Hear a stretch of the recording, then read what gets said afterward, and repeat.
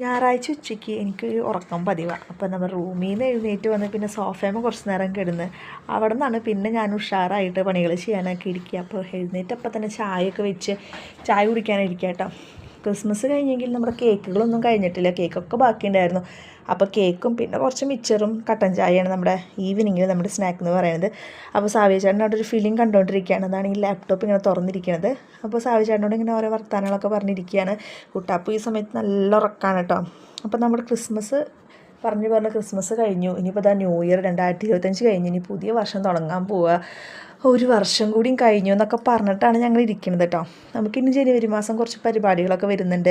അത് കഴിഞ്ഞ് ഫെബ്രുവരിയിൽ നമ്മുടെ ഇവിടെ പെരുന്നാൾ വരുന്നുണ്ട്. അപ്പോൾ അതിൻ്റെ കാര്യങ്ങളൊക്കെ ഇങ്ങനെ ചർച്ച ചെയ്ത് എങ്ങനെയൊക്കെയാണ് പ്ലാനിങ് എന്നൊക്കെ പറഞ്ഞ് സംസാരിച്ചിരിക്കുകയാണ് ഞങ്ങൾ രണ്ടുപേരും.